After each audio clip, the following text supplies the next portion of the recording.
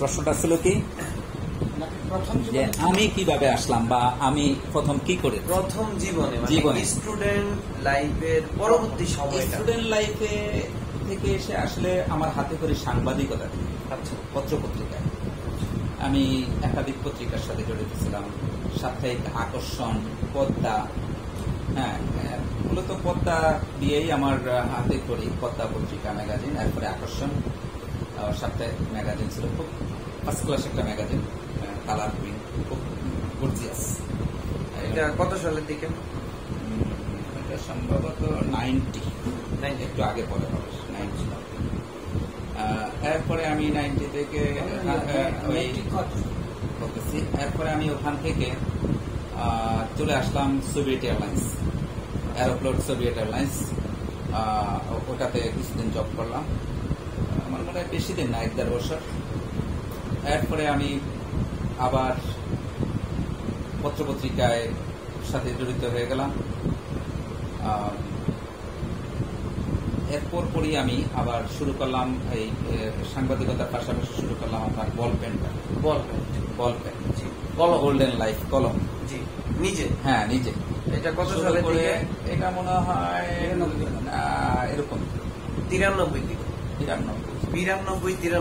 তখন কত বয়স চলে? হ্যাঁ, আসতেছি।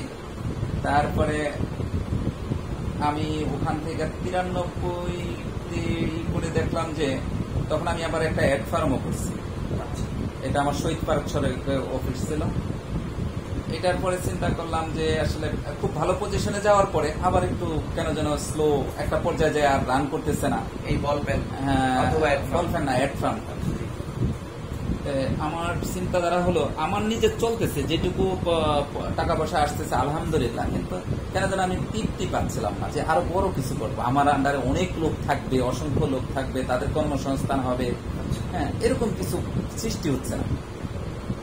আমার মামা ছিল সিঙ্গাপুরে, উনি বললো যে তুমি সিঙ্গাপুরে চলে আসো। তখন সিঙ্গাপুরে চলে যাই। সালটা 93 প্লাস, 93 পর।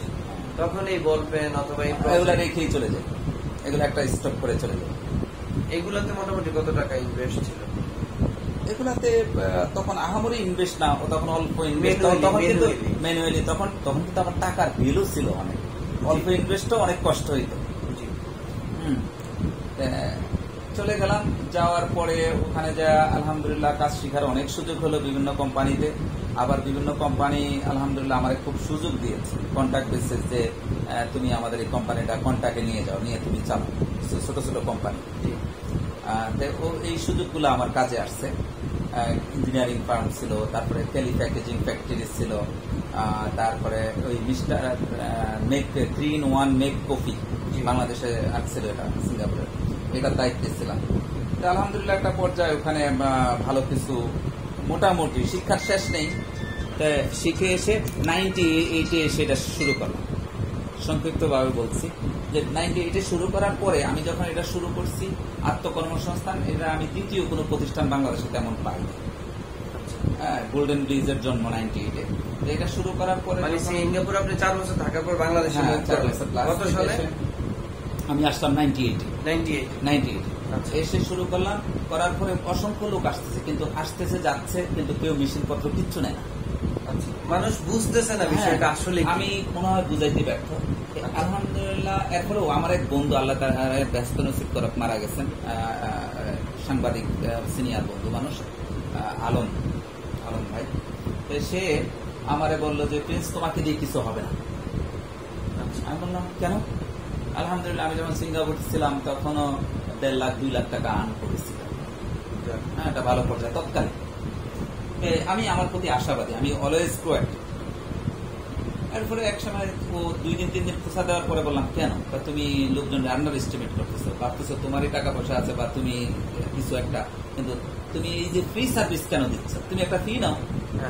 আমি বললাম দেখো আমি তো ডাক্তার না, আমি ফি নেবো কেন?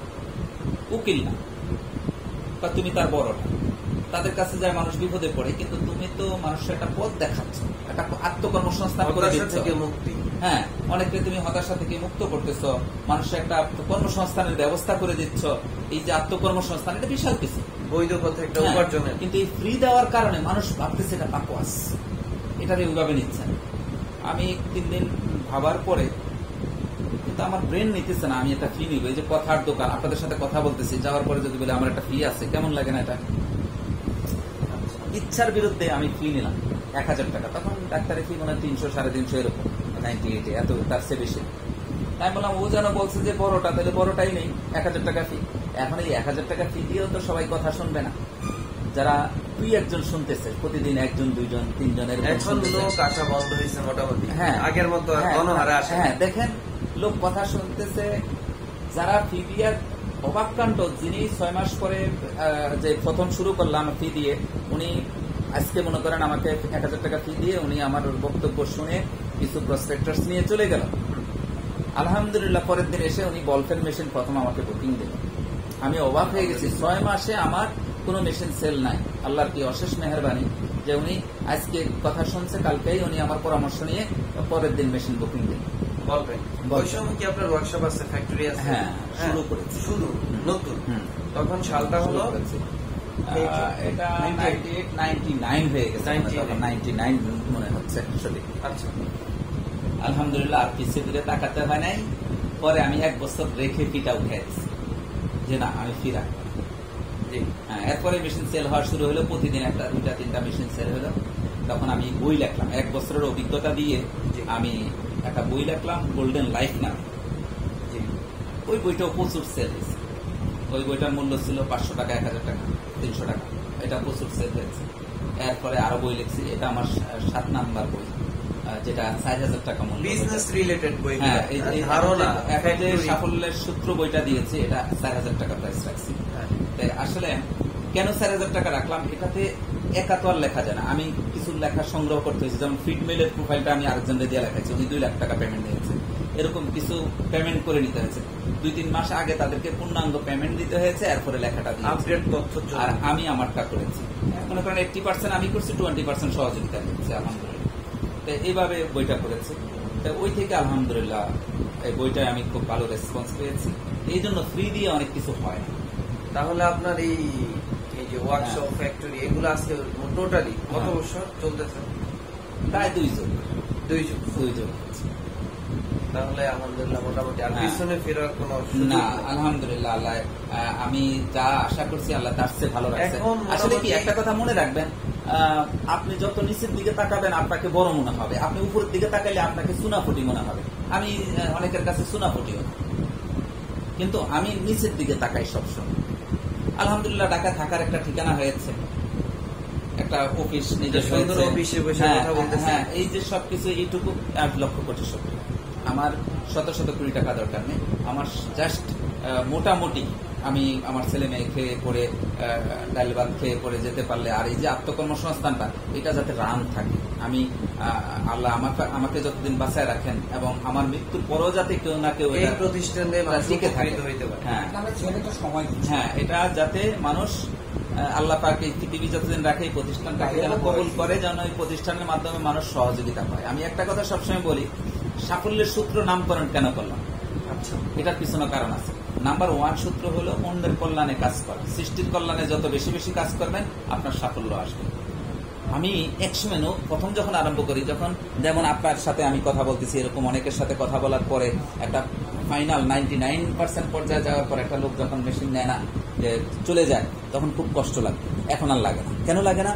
যে এখন আমি দেখেছি একটা লোক টাকা পয়সা নিয়ে এসে মেশিন নেয় নাই, কিন্তু ওই যে টাকা দিয়ে মেশিন নিত তার চেয়ে 10 গুণ বেশি সেল হয়েছে আমার, তার কারণে আল্লাহ পাক আমাকে দিয়েছে। আফসোস করার কিছু নাই। আমরা অনেক সময় একটা জিনিস ছুটে গেলে, বা যে তার পিছনে 6 মাস সময় দিয়েছি, এই লোকটা পরে মেশিনটা নিল না, কোনো দরকার নেই। আপনি কাউকে সাহায্য করবেন, তার কাছ থেকে বিনিময়ের আশা করে না। আমি এখন থেকে ওই যেদিন থেকে আমি এটা আমার মনের মধ্যে আসলো, আমি কাউকে সাহায্য করি, তার কাছ থেকে বিনিময় আশা করি না। আচ্ছা, আল্লাহ পাক তার উসিলায় তার কাছ থেকেও দিতে পারে, তার উসিলায় 1000 গুণ বেশি অন্যদের কাছ থেকে এনে দিতে পারে। আর এখানে মূলত যারা নতুন তরুণ উদ্যোক্তা তাদের জন্য কি পরামর্শ? যারা শুরু তাদের করতে জন্য চায়। তাদের জন্য কোনো ধরনের রিস্কে যেন না যায়। যেমন অনেকে টাকা আছে কোটি টাকা একসঙ্গে বিনিয়োগ করার দরকার নেই। তাদেরকে আমি বলি স্বল্প পুঁজি দিয়ে আপনি প্রাথমিক পর্যায়ে শুরু করবেন। যে আইটেমগুলো রানিং আছে নিত্য প্রয়োজনীয়, আপনাকে চোখ বুঝে ডিসিশন নেবেন আপনার কি কি ব্যবহার লাগে। যেমন ওয়াশিং পাউডারটা, এটা আমার আপনার সবার লাগে। হ্যাঁ, তারপরে সার্জিক্যাল মাস্ক, এটা কিন্তু এখন এসেনশিয়াল প্রোডাক্ট নট বাংলাদেশে, এটা ওয়ার্ল্ড ওয়াইজ কিন্তু বাধ্যতামূলক করা হয়েছে অনেক দেশে। Mask, no mask no service. তাই এই যে মাস্কটাকে বাধ্যতামূলক করা হয়েছে, তাইলে এটা মাস্কটা চলবে। তো এরকম নিত্য প্রয়োজনীয় অনেক প্রোডাক্ট আছে, যেমন ওয়াশিং পাউডার। আপনারা তো প্রোডাক্ট সোর্সিং ও করে দেন, যে জি। আপনাদের কাছে আসলে প্রোডাক্ট সোর্সিং, হ্যাঁ। ফ্যাক্টরি দেওয়া, মানে ওই যে নতুনদের জন্য আমার একটা আহ্বান, আপনারা এসে বুঝে শুনে, তবে সবার জন্য আমি আহ্বান করি যে আপনার প্রোফাইলটা, আমাদের যে সাফল্যের সূত্র বইটা নিয়ে একটু নিজের সাথে নিজে বোঝাপড়া করবেন। আপনি নিজেকে বিশ্বাস করেন, নিজেকে জানেন আগে, আমাকে বিশ্বাস করার দরকার নেই।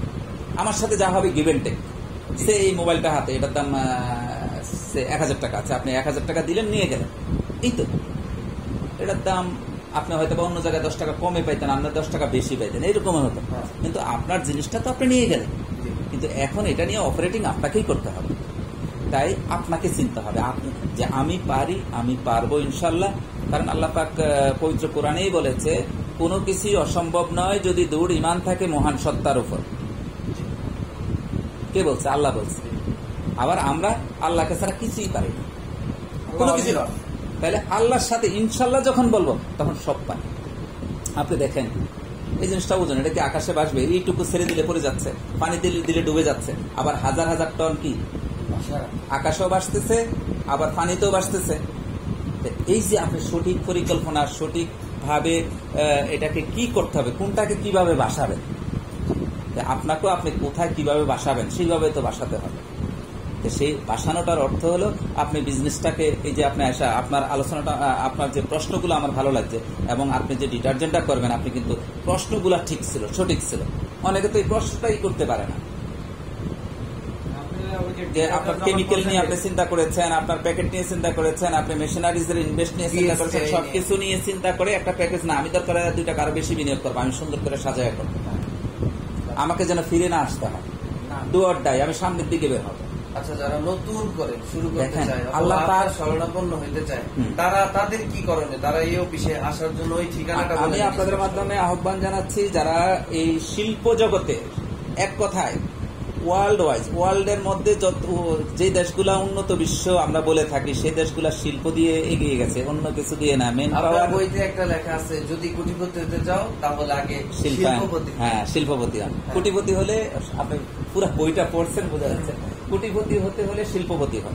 যেমন 2-1 প্রশ্ন করছে, বললে হলো কোটিপতি, শিল্প, আপনি বইয়ের নাম দিয়েছেন কোটিপতি। হ্যাঁ, বলতে পারলে, ভিতর থেকে যদি বলতে পারেন, আমি তো বলছি শিল্পায়নে কোটিপতি হন। আপনাকে বলি নেই আপনি 20,000 টাকার ভেতরে চাকরি করে আপনি ঘুষ খায় কোটিপতি হন, দুর্নীতি করে কোটিপতি হন, এটা বলা নাই। আপনি শিল্পায়নে কোটিপতি হন। তাই হয়েছে, আপনি ইদানিং দেখবেন অনেকের সাক্ষাৎকার আসতেছে গ্রুপ অফ কোম্পানির, কেউ 20,000 টাকা দিয়ে শুরু করছে, কেউ 2 লাখ টাকা দিয়ে, 3 লাখ টাকা দিয়ে, 5 লাখ টাকা, এর বেশি কেউ শুরু করে নাই। সর্বপ্রথম 50,000-এর নিচে সকলে শুরু করেছে। তো তখনকার 50,000 এখন না হয় 5 লাখ 10 লাখ হবে। কিন্তু এটা দিয়ে শুরু করে এখন কেউ 5,000 কোটি টাকার মালিক, কেউ 20,000 কোটি টাকার মালিক, কেউ 25,000 কোটি টাকার মালিক। কি আসতেছে না?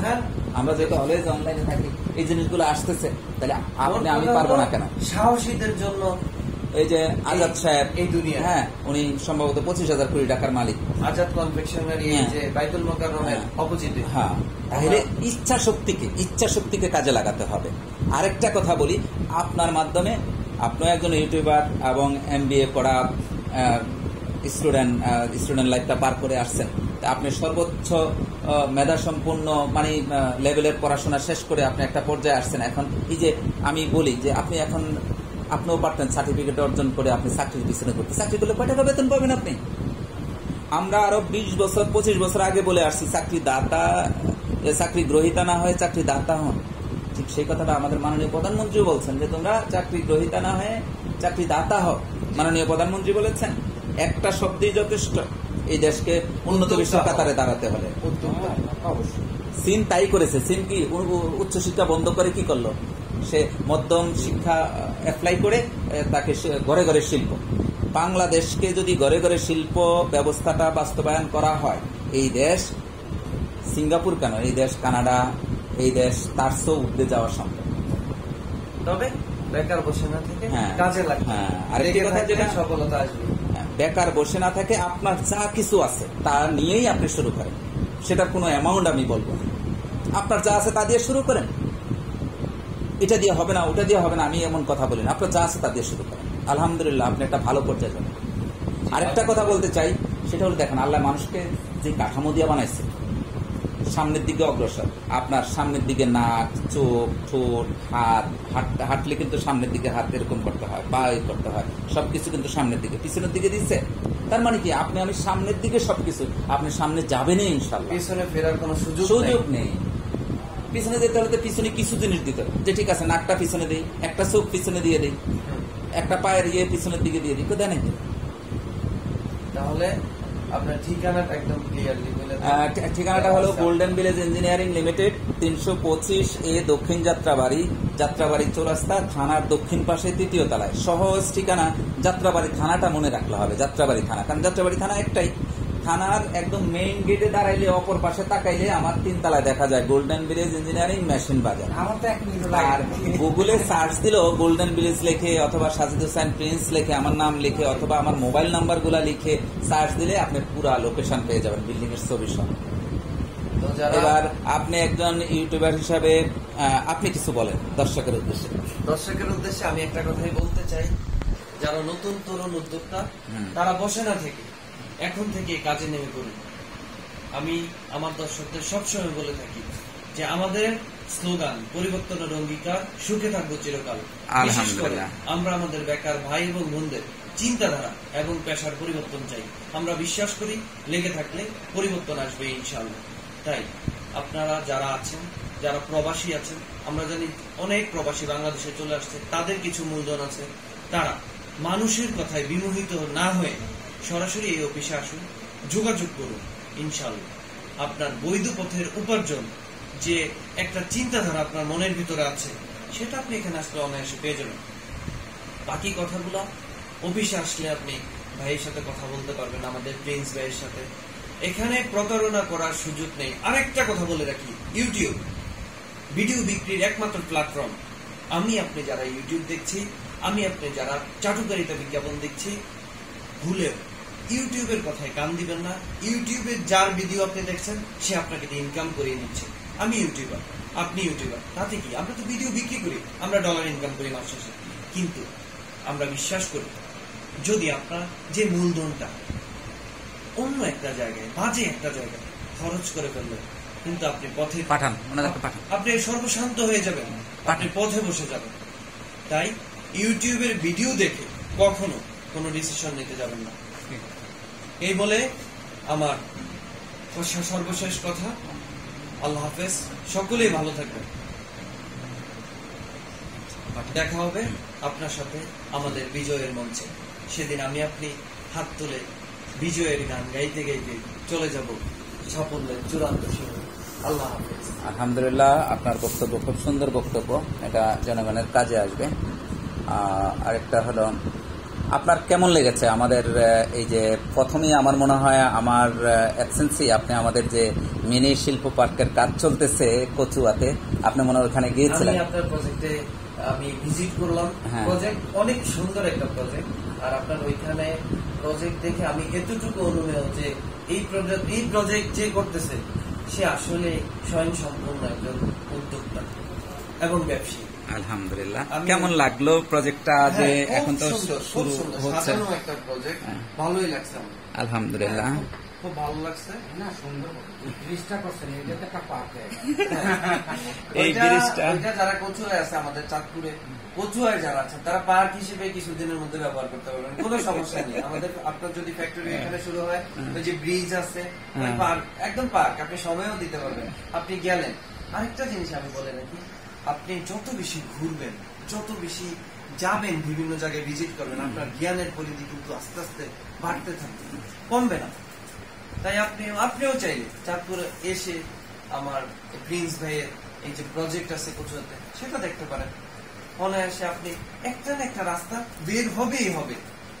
তাই বসে না থেকে আমরা বারবার বলি, আমার পরিবর্তন চ্যানেলেও আমরা বলি, এই ভিডিওটা যেহেতু ভাইয়ের চ্যানেলে যাবে, আমি আমার পরিবর্তন চ্যানেলে সব সময় একটা কথা বলি, যারা নতুন তরুণ উদ্যোক্তা তারা হীনমন্যতা, সকল হীনমন্যতাকে দূরে ঠেলে দিয়ে এমন একটা অবস্থানে আসুন, এই ভাইয়ের সাথে আসুন, প্রিন্স ভাইয়ের সাথে আসুন, কথা বলুন। আপনার এখানে 1 টাকা ফি দিতে হবে না। এখানে আমি যতটুকু জানি চাটুকারিতা কোনো জিনিস এখানে আপনি পাবেন না। যতটুকু পারেন, আপনার কত টাকা আছে, 20,000 টাকা আছে, 10,000 টাকা আছে, 50,000 টাকা আছে, আসুন। আপনাকে আসলেই বলবে না যে টাকা দেন, আপনি আসুন, আপনি তাদের প্রজেক্ট সম্পর্কে ধারণা দেন, ওয়ার্কশপ আছে, ফ্যাক্টরি আছে, আপনি যান, ভিজিট করুন, যেটা ভালো লাগে এখান থেকে যাওয়ার পর আপনি আপনার মার্কেট অ্যানালাইসিস করেন, তারপরে আপনি বলেন যে ভাই আমার মেশিনটা লাগবে, ইনশাল্লাহ আপনার বাড়ি বাংলাদেশে যে কোনো প্রান্তে হোক কুরিয়ারে চলে যাবে, অথবা আমাদের এখানে নিজস্ব গাড়ি আছে ভাইয়ের, ওই গাড়িতে চলে যাবে। আমাদের যে সাফল্যের সূত্র প্রোফাইলটা আপনি করে ফেলেছেন আলোচনা সাপেক্ষে জানতে পারলাম। হ্যাঁ, কেমন লাগলো আমাদের সাফল্যের সূত্র প্রজেক্ট প্রোফাইলটা? সাফল্য সূত্রে যে প্রজেক্টে, ওইখানে হলো একটা মানুষ যখন সে পড়াশোনা একাডেমিক লাইফ ছেড়ে যখন তার বাস্তবিক জীবনে চলে আসে, আমি যখন আমার একাডেমিক লাইফে ছিলাম তখন আমার চিন্তা চেতনা ধ্যান ধারণা ছিল আমি মনে হয় MBA কমপ্লিট করার পর, BBA কমপ্লিট করার পর আমার চাকরি হবে। কিন্তু এই ধারণাটা থেকে আস্তে আস্তে আমি বের হয়ে আসছি। আপনি দেখেন আজকে বাংলাদেশের মতো জায়গায় যারা সচিবালয়ে চাকরি করে, যদি সহজ সরল অর্থে বলতে হয় উনি সৎভাবে চলছে, তার ঢাকা সিটিতে 5 তলা বাড়ি থাকার কথা নয়, কিন্তু তার তো বেতন ছিল অনেক টাকা, তার তো কাজের বুয়া ছিল সরকারিভাবে। বড় বড় গ্রুপ অফ ইন্ডাস্ট্রিতে যারা চাকরি করে, সিইউর চাকরি করে, তাদের কাজের বুয়া, গাড়ি, সকল কিছু আছে, তারা কিন্তু একটা সময় সর্বশান্ত বেকার। আর ব্যবসা এমন একটা জিনিস, উদ্যোক্তা এমন একটা জিনিস, আপনি মৃত্যু 1 ঘন্টা 1 মিনিট আগে ব্যস্ত থাকবেন, আপনার কোনো কাজের শেষ নেই। আপনার দেখেন একটা ডিজিএম, সে রিটায়ার্ডের পরে সে কিন্তু তার অবসর জীবন কাটছে না। সরি, কষ্ট দিতেছি, তার অবসর জীবন কাটছে না। কিন্তু আপনি যদি একজন উদ্যোক্তা হন, সরি ভাই, কষ্ট দিতেছি, একজন শিল্পপতি হন, তরুণ উদ্যোক্তা হন, তাহলে দেখেন আপনার কাছে সারাক্ষণ আপনি মানুষের ভিতরে থাকতে পারবেন। মানুষ আসতেছে, অফিসে আসতেছে, কথা বলতেছে, আপনার মানে একাকিত্ব এই জিনিসটা কখনো আপনাকে গ্রাস করতে পারবে না। আর আমাদের জীবনের সবচেয়ে চরম দুর্দশা একটা জিনিস, সেটা হলো একাকিত্ব। আর যারা চাকরিজীবী তাদের রিটায়ার্ডের পরবর্তী সময় সে কিন্তু একাকিত্ব হয়ে যায়। আমি যারা চাকরিজীবী, যারা চাকরির পরবর্তী সময় কিছু করতে চান, তারাও এই অফিসে আসতে পারে, তারাও ছোটখাটো নিজেকে ব্যস্ত রাখার জন্য কাজ করতে পারেন, দেশের জন্য কাজ করতে পারেন, জাতির জন্য কাজ করতে পারেন। আর আরেকটা জিনিস, যদি আপনি চাকরি করেন, আপনার বাবা বড় সরকারি অফিসার, কিন্তু উনি চাইলে আপনাকে একজন সরকারি বড় কর্মকর্তা বানাতে পারবে না। কেন বানাতে পারবে না? যদি আপনার সেই রকম মেধা না থাকে, বানাতে পারবে না। কিন্তু আপনি যদি এই সময়টায় তরুণ নতুন উদ্যোক্তা একজন শিল্পপতি হন, আপনার পিছনে আপনার পরবর্তী জেনারেশন সেভ হয়ে গেল। কারো কাছে চাকরির জন্য অন্য হয়ে ঘুরতে হবে না, হতাশায় দিন কাটতে হবে না, বেকার থাকবে না সে একদিনও। তার বুঝ হওয়ার পরে সে একটা কোম্পানির কর্ণধার। আলহামদুলিল্লাহ। তাই আমাদের ভিডিওগুলো যদি ভালো লাগে আমাদের চ্যানেলটা সাবস্ক্রাইব করুন,